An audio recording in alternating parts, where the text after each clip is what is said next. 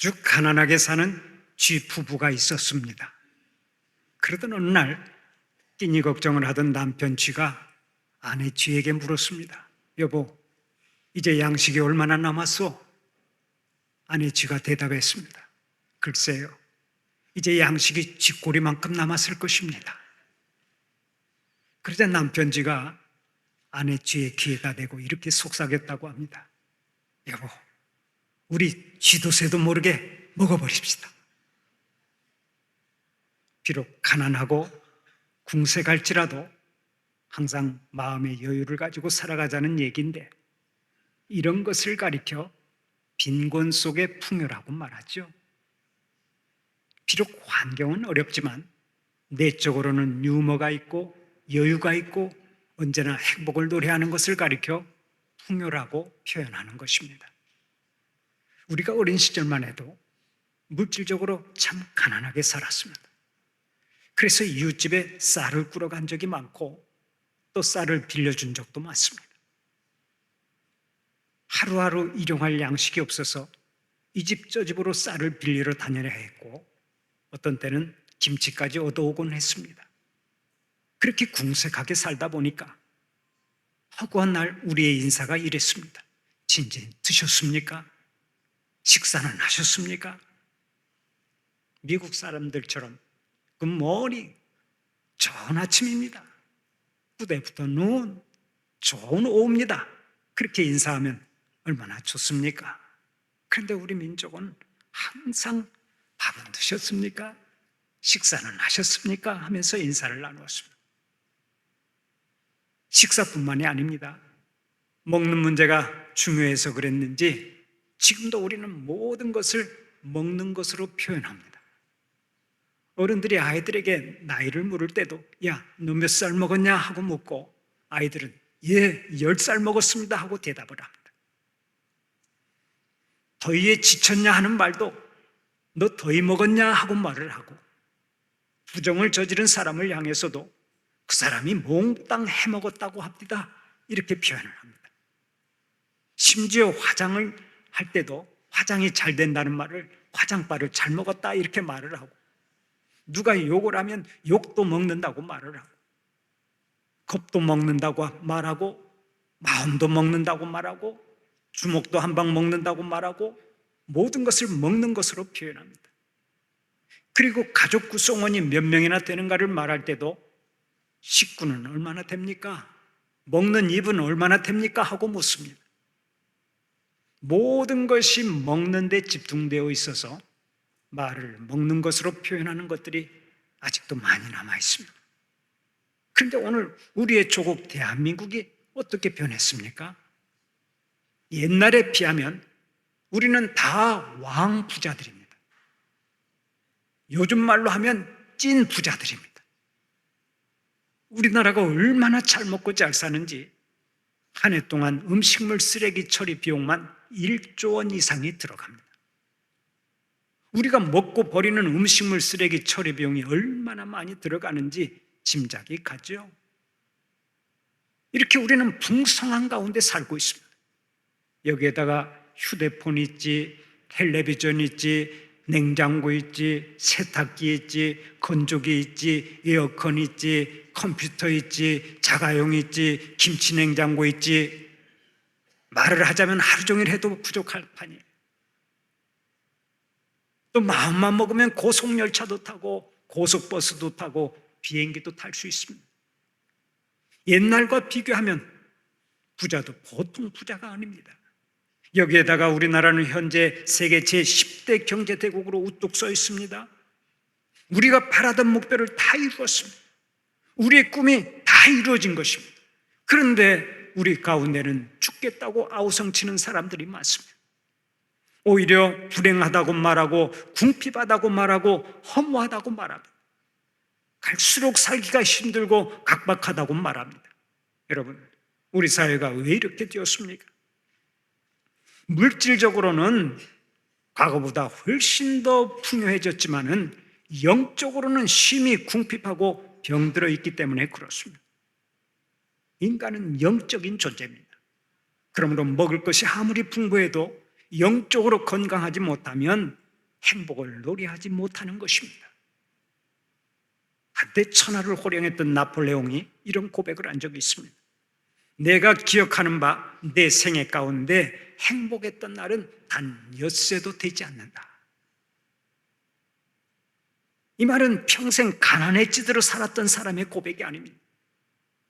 세상의 모든 것을 쥐고서 마음만 먹으면 무엇이든 할 수 있었던 프랑스의 황제 나폴레옹의 고백입니다. 많은 사람들이 빈곤을 물질적, 육신적 차원에 국한시켜 생각합니다. 그러나 나폴레옹의 고백을 들어보면 결코 그렇지 않음을 확인할 수 있습니다. 그렇습니다. 인간은 결코 단순한 존재가 아닙니다. 물질적으로 풍요를 누리기만 하면 누구나 행복을 노래할 것으로 생각하지만 절대로 그렇지 않습니다. 인간의 행복과 불행이 물질의 많고 적음에만 있는 것이 아니라는 말씀입니다. 그러므로 우리가 한 생을 성공적으로 살아가려면 인간의 실존을 정확하게 진단해보고 먼저 그 빈곤의 원인을 찾아야 합니다. 원인을 찾아내지 않고서는 인생의 해답을 찾을 수 없기 때문에 그렇습니다. 그러면 인생을 곤고하게 만들고 행복을 빼앗아가는 빈곤의 원인이 어디에 있습니까? 빈곤의 원인은 한마디로 말해서 하나님을 떠난 인간의 죄 때문입니다. 우리의 죄가 우리를 고통스럽게 만들고 우리의 죄가 우리를 곤고하게 만드는 것입니다. 인간은 어쩌다가 우연히 생긴 것이 아닙니다. 인간은 우리 하나님께서 지으셨습니다. 하나님께서 하나님의 형상을 따라 친히 창조하셔서 하나님과 교제하며 살 수 있는 특별한 은혜를 베풀어 주셨습니다. 그러나 인간의 마음속에 죄가 들어오면서부터 하나님과의 관계가 단절되고 말았습니다. 그 단절은 곧 죽음이었고 우리는 영생의 길을 잃어버렸습니다. 그래서 죄를 품고 태어나 죄 가운데서 살다가 영원히 멸망하는 지옥불에 들어가는 것이 인간의 숙명이 되고 말았습니다. 이 사실을 로마서 3장 23절을 보면 이렇게 말씀합니다. 모든 사람이 죄를 범하였음에 하나님의 영광에 이르지 못하다니. 여기서 하나님의 영광은 여러 가지 의미를 내포하지만 이 말은 하나님의 풍요로 해석할 수 있습니다. 모든 사람이 죄를 범하였음에 하나님의 풍요에 이르지 못하더니. 또 로마서 6장 23절을 보면 이렇게 말씀합니다. 죄의 삭은 사망이라. 여기서 사망이라고 하는 말은 죄의 결과로 인간이 하나님께로부터 분리된 상태를 뜻합니다. 그래서 이것을 육적인 사망과 구별해서 영적인 사망이라 말하기도 합니다. 결국 이 말씀도 우리가 하나님의 풍요로부터 단절되었다는 얘기입니다. 인간은 죄로 인해 하나님의 풍요로부터 멀어지고 죄로 인해 모든 빈곤의 근본을 끌어왔다는 것입니다. 이것을 나무와 가지로 비유할 수가 있는데요. 지금 여기에 사과나무 한 그루가 있다고 생각해 봅시다. 평소에 사과가 풍성하게 열립니다. 그런데 어느 날 제가 이 사과나무에서 가지를 잘라냈다고 해봅시다. 그러면 나뭇가지가 어떻게 되겠습니까? 잘려나간 나뭇가지는 아직 푸른 이파리가 달려있고 아름다운 꽃이 달려있다 할지라도 그 가지는 이미 죽은 거예요. 시간이 흐를수록 메말라가고 결국은 완전히 생명력을 잃어버립니다. 바로 이것입니다. 나뭇가지가 나무의 본체에서 떨어져 나가면 그때부터 불행이 시작되는 것처럼 인간은 모든 풍요의 근본이 되신 하나님께로부터 분리가 되는 순간 빈곤해지고 죽어가는 것입니다. 그런 의미에서 우리는 물질적인 문제나 육신적인 문제를 놓고 고민하기 전에 먼저 영적인 문제를 놓고 고민해 보아야 합니다. 내 영혼의 현주소가 어디에 있는지를 먼저 살펴보아야 한다는 말씀입니다. 많은 사람들이 영적 빈곤에 대해서는 관심을 두지 않고 오로지 육적인 빈곤만 붙잡고 늘어집니다. 그러다 보니까 진정한 만족이 없는 것입니다. 잊지 마십시오. 육적인 빈곤보다 더 심각한 것은 영적인 빈곤입니다. 육적인 빈곤이라고는 눈꼽만큼도 없을 것처럼 보이는 사람들이 자신의 삶에 만족하지 못하는 것을 보면 그것을 확인할 수 있지 않겠습니까? 우리가 아는 대로 로마의 네로 황제는 천하를 지배했던 사람입니다. 그가 살던 궁정은 복도의 길이만 1.6km나 되었고 그가 사용하던 노새와 말에게는 은장식 신발을 신겼습니다. 낚시질을 할 때는 금으로 된 낚시바늘을 사용했고 옷은 한 번 입었다가 벗으면 두 번 다시 그 옷을 입지 않았습니다. 어려서부터 유명한 철학자인 세네카에게 시와 노래를 배우고 온갖 풍류를 일삼았습니다. 그러나 그렇게 화롭게 살았지만 채워도 채울 수 없는 영혼의 갈증 때문에 그는 평생을 몸부림치며 비참하게 살았습니다. 그는 어느 날 시 한 편을 쓰겠다고 로마 시내에다가 불을 질렀습니다. 궁궐에서 불타는 로마 시내를 내려다보며 노래를 불렀던 것입니다. 이것이 제정신입니까? 그 후에 시민들의 원성이 높아지니까 기독교인들에게 죄를 뒤집어 씌워서 무서운 학살을 감행했습니다. 사람들을 닥치는 대로 감옥에 집어넣고 수많은 사람들을 닥치는 대로 죽이다가 나중에는 자기 어머니를 죽이고 임신한 자기 아내까지 살해하는 미치광이가 되고 말았습니다. 그러다가 탄핵을 당하고 군사들이 들이닥치자 자결로 한 생을 마쳤는데 그때 그의 나이가 딱 30세였습니다. 겨우 30년 인생을 살다 갔는데 네로는 지금까지 가장 추악한 폭군으로 널리 알려져 있죠. 참으로 불행한 인생이 아닐 수 없습니다. 인간은 영적인 존재이기 때문에 아무리 육신적으로 풍요를 누린다 해도 영적으로 빈곤하면 그 어떤 일에도 만족하지 못하고 불행한 삶을 살아가는 것입니다. 그래서 인류 역사상 가장 호화롭게 살았던 또 한 명의 왕이었던 솔로몬도 훗날 전도서 1장 8절을 통해 이렇게 토로한 바 있습니다. 눈은 보아도 족함이 없고 귀는 들어도 가득 차지 아니하도다. 영적으로 빈곤해지니까 육신의 욕망을 아무리 채우려고 해도 진정한 만족을 누릴 수가 없었다는 고백입니다. 바로 이것이 인간의 실존입니다. 솔로몬은 처음에 하나님을 잘 믿었습니다. 그러나 세월이 흐르면서 세상과 짝을 짓고 육신의 욕망만을 채우려고 애쓰다가 결국에는 영적으로 심히 곤고해지고 말았습니다. 그 결과 풍요 속의 빈곤을 뼈저리게 경험하고 살았던 것입니다. 잊지 마십시오. 하나님을 떠난 인간의 영혼은 마치 밑 빠진 독과 같습니다. 아무리 세상의 것들로 채우고 또 채워도 만족할 수가 없습니다. 밑 빠진 독과 같으니까 채워도 자꾸 허무함만 쌓이는 것입니다. 어떤 사람은 밑 빠진 독이라고 하는 표현이 부족하다고 하면서 블랙홀이라고 말해야 한다고 말합니다. 하나님을 떠난 인간의 영혼은 블랙홀이라고 해야 맞다는 거예요. 블랙홀은 우주 가운데 있는 큰 공간을 말하는데 그 공간이 주변의 천체들을 전부 다 무섭게 빨아들이죠.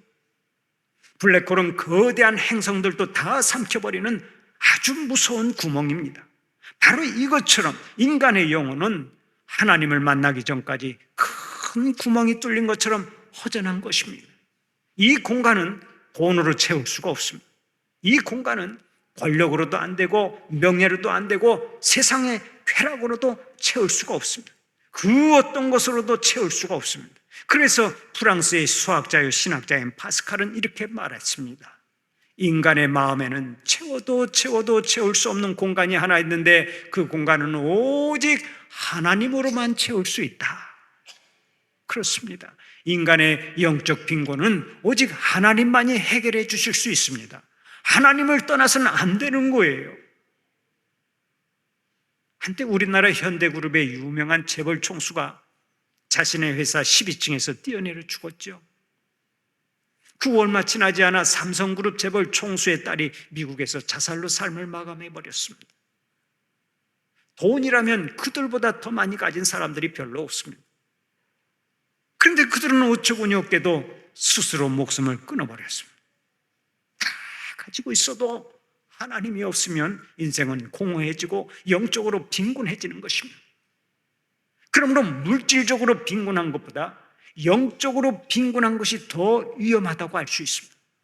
물질적으로 아무리 풍부하다 해도 영적으로 빈곤해지면 마지막이 비극으로 끝나기 때문입니다. 그렇다면 오늘 우리는 풍요 속의 빈곤을 경계해야 합니다. 육신적으로나 물질적으로 빈곤한 것도 문제지만 영적 빈곤이 더 심각한 문제가 되는 것입니다. 그런 의미에서 우리는 하나님의 말씀을 놓쳐서는 안 될 줄로 믿습니다. 음식이 육신의 건강을 보장해 주는 것처럼 하나님의 말씀이야말로 우리 영혼의 건강을 보장해 주기 때문에 그렇습니다. 그래서 예수님은 이렇게 말씀하셨습니다. 사람이 떡으로만 살 것이 아니요 하나님의 입으로부터 나오는 모든 말씀으로 살 것이라. 40일 금식 기도를 하신 후 그 극한의 상황 속에서도 예수님께는 떡이 더 중요한 것이 아니라 말씀이 중요했던 것입니다. 말씀을 먹어야 내 영이 살아나고, 내 영이 살아야 내 정신이 살고, 내 정신이 건강해야 육신의 삶도 건강해집니다. 그러므로 하나님의 말씀을 놓치거나 하나님의 말씀을 들어도 들을 수 있는 귀가 없다면 그때부터 비극은 시작되는 것입니다. 오늘의 본문이 그것을 증명하고 있는데요, 오늘의 본문은 선지자 아모스 시대에 있었던 일을 증언하는 내용입니다. 그 당시의 국제정세는 이스라엘에게 아주 유리하게 돌아가고 있었습니다. 이스라엘을 끈질기게 괴롭히던 아수르가 아랍과의 전쟁에 휘말리면서 나라의 기반이 흔들릴 만큼 큰 위기가 찾아왔습니다. 그러자 여로보암 2세가 그 틈을 타서 주변 국가들과의 관계를 재정립하고 솔로몬 왕 시대의 영화를 재건하려고 하는 꿈을 꾸었습니다. 이스라엘 백성들도 풍요와 번영의 길을 기대하며 마음의 시름을 떨쳐냈습니다. 얼마나 놀라운 은혜입니까? 그런데 그렇게 좋은 시절을 만났는데도 그들은 오히려 교만하고 사치하고 타락의 길을 가기 시작했습니다. 관료들은 부정부패를 밥 먹듯이 일삼고 백성들은 무절제한 생활을 하고 사회는 빈부의 격차가 날이 갈수록 심해졌습니다. 모든 백성들이 멸망의 길로 치달았던 것입니다. 바로 그때 하나님께서 선지자 아모스를 통해 이렇게 말씀하셨습니다. 주 여호와의 말씀이니라. 보라, 날이 이를지라. 내가 기근을 땅에 보내리니 양식이 없어 주림이 아니며 물이 없어 가람이 아니요 여호와의 말씀을 듣지 못한 기갈이라. 하나님의 백성에게 가장 큰 은혜는 누가 뭐라 해도 하나님의 말씀을 들을 수 있는 것입니다. 하나님은 이 은혜를 베풀기 위해서 시대마다 주의 종들을 세우시고 하나님의 말씀을 선포하도록 하셨습니다. 그래서 하나님의 백성들은 말씀을 들을 때마다 은혜 받고 하나님의 임재를 경험하며 살았습니다. 그런데 하나님의 백성이면서도 하나님의 말씀을 들을 수 없다면 그것이야말로 보통 저주가 아닙니다. 왜 그렇습니까? 하나님의 말씀이 없다는 것은 하나님께서 그들을 떠나셨다는 얘기고 하나님의 은혜도 떠났다는 것이 되기 때문입니다.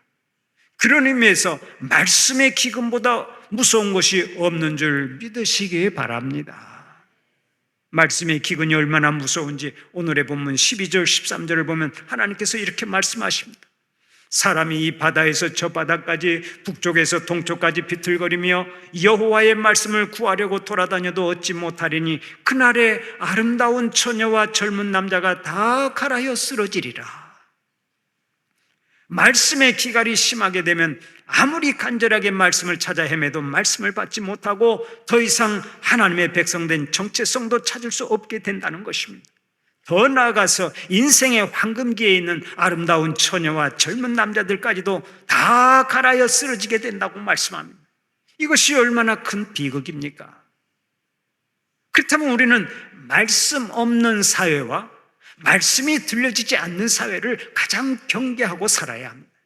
이 세상의 모든 빈곤이 말씀을 떠날 때 찾아오기 때문에 그렇습니다. 전쟁이 일어나고 인생이 고통스럽고 살기가 힘들고 환난과 질고가 찾아오고 가난과 빈곤이 계속되는 현실을 단순하게 해석하면 안 됩니다. 모든 환난과 빈곤의 근본적인 원인은 하나님의 말씀을 듣지 못해서 오는 거라고요. 언젠가 한 장로님이 사람 참 안 죽더라 라는 제목의 책을 선물로 주셔서 단숨에 읽은 적이 있습니다. 그 책은 탈북 여성으로서 국내 박사 1호가 된 이애란 박사의 눈물겨운 인생 스토리입니다. 그녀는 견딜 수 없는 차별과 가난과 부자유와 절망에서 벗어나기 위해 태어난 지 4개월밖에 안 된 아들과 함께 북한을 탈출했습니다. 혹시 탈출하다가 붙잡히면 즉각 아들과 함께 죽어야겠다고 작정하고 쥐약을 가슴에 품고 탈북했는데 그녀가 겪은 인생고는 상상을 초월하는 고통이었습니다. 북한에서는 해마다 봄과 가을에 농촌 동원을 나가는데 학생들이 고등중학교 2학년 13살 정도가 되면 무조건 농촌에 지원을 나가야 하고 고등중학교 4학년, 5학년 된 학생들은 1년에 120일, 2학년, 3학년 학생들은 70일을 농촌에 나가 일을 해야 한다고 합니다. 바쁜 농사철에는 8살, 9살 된 아이들도 농장에 가서 농사일을 돕는 것이 예사로 되어 있다고 해요. 그런데도 농사가 잘 안 되어서 굶어 죽어가는 사람들이 셀 수 없이 많았다고 합니다. 일설에 의하면 김일성이 사망한 이후 약 20년 동안에만 굶어 죽은 사람들이 450만 명 정도 된다고 말을 합니다. 얼마나 가슴 아픈 이야기입니까? 그런데 우리가 여기서 한번 생각해 보아야 할 것이 있습니다. 우리의 북한 동포들처럼 부지런하게 열심히 일하는 사람들이 없는데 왜 그렇게 농사가 안 되느냐 하는 것이 그것입니다. 죽도록 일하는데 그들에게는 열매가 없습니다. 뼈가 부서지라고 일을 하는데 그들에게는 소출이 없습니다. 이보다 허망한 일이 없는데 그 원인이 어디에 있다고 생각하십니까? 여러 가지 요인을 찾을 수 있겠지만 그 중에 가장 큰 요인은 그들이 하나님을 떠나고 하나님의 말씀을 떠났기 때문입니다. 김일성이 정권을 잡은 이후로 북한은 교회의 문을 강제로 폐쇄해버렸습니다. 하나님의 말씀을 듣지 못하게 했습니다. 그로 인해 수십 년 동안 복음을 들을 기회조차 없이 죽은 북한의 우리 동포가 2천만 명이 넘습니다. 바로 이것이 죽도록 이래도 결실하지 못하는 비극을 가져온 것입니다. 말씀의 기갈은 영혼의 빈 곳만 가져오는 것이 아닙니다. 그 영향력은 삶의 모든 영역에 미치는 거라고요. 잊지 마십시오. 말씀이 떠나면 하나님이 떠나신 것이요, 하나님이 떠나시면 모든 은혜가 떠나는 것입니다. 그런 의미에서 하나님의 말씀을 들을 수 있다는 것 자체가 놀라운 은혜요 복인 줄 믿으시기를 바랍니다. 한번 따라서 해봅시다. 하나님의 말씀은 듣는 것 자체가 은혜다. 듣는 것 자체가 복이다. 아멘입니까? 지금도 여러분이 하나님의 말씀을 듣습니다마는 그 하나님의 말씀을 듣는 것 자체가 은혜요 복인 줄 믿으시기 바랍니다. 그런데 또 하나의 문제가 있습니다. 하나님의 말씀을 들려주어도 그 말씀을 제대로 받지 않고 믿지 않는 것이 문제입니다. 예배당에 나와 말씀을 들으면서도 그 말씀을 하나님의 말씀으로 받지 못하고 믿지 못하는 사람이 있습니다. 듣기는 들어도 듣지 못하고 듣기는 들어도 믿지를 못하는 거예요. 얼마나 큰 비극입니까? 또 어떤 사람은 하나님의 말씀이 자기에게는 해당이 되지 않고 다른 사람에게만 해당된다고 생각합니다. 아이고, 저 말씀은 그 집사님이 들어야 하는데, 저 말씀은 내 남편이 들어야 하는데, 저 말씀은 내 아내가 들어야 하는데, 하필이면 오늘따라 왜 내 아내가 서울에 있는 딸네 집에 갔지? 말씀은 언제나 하나님께서 내게 주시는 말씀으로 받아야 하는데 항상 다른 사람이 들어야 할 말씀으로 받아들입니다. 사실은 이런 사람도 이미 말씀의 기근이 든 성도라고 할 수 있습니다. 한 크리스찬 부부가 대판 싸움을 벌였습니다. 화가 난 남편은 서재로 들어가 문을 꽝 닫았습니다. 그 컴퓨터에서 인터넷 서점에 들어가 책을 둘러보았는데 거기서 남편은 책 목록을 돌아보면서 마음을 달랬습니다. 그런데 갑자기 눈에 확 띄는 책이 한 권 보였습니다. 제목이 아내 안에 하나님이 없다라는 책이었습니다. 그때 남편이 무릎을 탁 치면서 그래, 바로 이 책이야.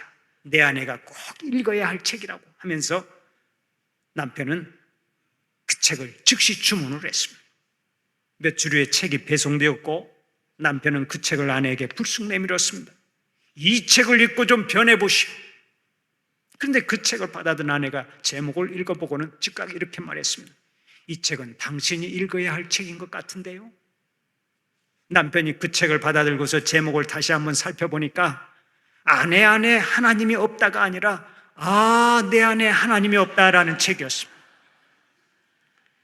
미국의 필립 얀시 목사님이 쓴 내 안에 하나님이 없다라는 책인데 남편이 그만 띄어읽기를 잘못했던 것입니다. 얼마나 무안했겠습니까? 상대방 탓할 것이 아닙니다. 항상 내 안에 하나님이 없고 하나님의 말씀이 없는 것이 문제입니다. 그렇다면 오늘 여러분의 현주소는 어디입니까? 하나님의 말씀으로 항상 충만하여 살아가십니까? 하나님의 말씀이 삶의 기준이 되고 있습니까? 하나님의 말씀에 절대 순종하며 살아가십니까? 여러분 잘 기억하십시오. 이 세상에서 가장 무서운 기근은 말씀의 기근입니다. 말씀의 기근이 일어나면 모든 것이 어두워지기 때문에 그렇습니다. 말씀의 기근이 찾아올 때 내 마음도 어두워지고, 말씀의 기근이 찾아올 때 내 가정도 어두워지고, 말씀의 기근이 찾아올 때 이 사회도 어두워지고, 온 세상이 다 어두워지는 것입니다. 기독교 역사를 보면 구약의 말라기 시대 이후에 예수님이 이 땅에 탄생하시기까지 약 400년간의 침묵의 시간이 있었습니다. 그때는 선지자의 활동도 완전히 중단되었고, 그로 인해 계시의 말씀도 사람들에게 선포되지 못했습니다. 그 결과 어떻게 되었습니까? 말씀 선포가 중단된 그 시기가 인류 역사의 가장 어두운 시기가 되었습니다. 세상이 아무리 발전하고 지식이 넘쳐나도 세상은 우리를 구원할 수 없는 것입니다. 투자론을 강의하는 유명 대학의 한 교수가 있었습니다. 그의 강의는 늘 인기가 있었습니다. 항상 사람들을 몰고 다녔습니다. 그런데 그 교수가 한 초청 강연장에서 그렇게 잘하던 강의를 망친 적이 있습니다. 왜 그런 줄 아십니까?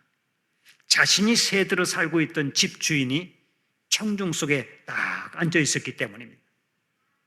부자가 되는 비결을 가르쳐주는 교수가 사실은 남의 집 새빵살이를 했는데, 그 새빵살이 하는 집에 주인이 와서 그 자리에 앉아 있으니까 어떻게 강의를 제대로 할 수 있었겠습니까? 세상은 우리에게 인생 승리의 비결을 가르쳐 줄 수가 없어요. 세상 사람들은 영적으로 빈곤한 자들이기 때문에 우리들에게 풍요한 삶을 사는 비결을 가르쳐 줄 수가 없다고요. 그래서 미국의 프란시스 셰퍼 목사는 그에 쳐서 그러면 우리는 어떻게 살 것인가 라는 책에서 이렇게 말하고 있습니다. 우리는 하나님의 말씀으로 돌아가야 한다. 하나님의 말씀으로 돌아가야 한다. 그렇습니다. 하나님의 말씀이 인생의 해답입니다. 말씀대로 사는 것이 인생 승리의 비결입니다. 말씀대로 사는 것이 인생 성공의 비결입니다. 영적으로 건강하게 사는 비결이 말씀 속에 있고, 고난을 축복으로 바꾸는 비결이 말씀 속에 있는 줄 믿으시기를 바랍니다. 더 나아가서 말씀을 사모하고 말씀 충만하여 사는 것이 풍요 속의 빈곤을 물리치는 비결이 됩니다.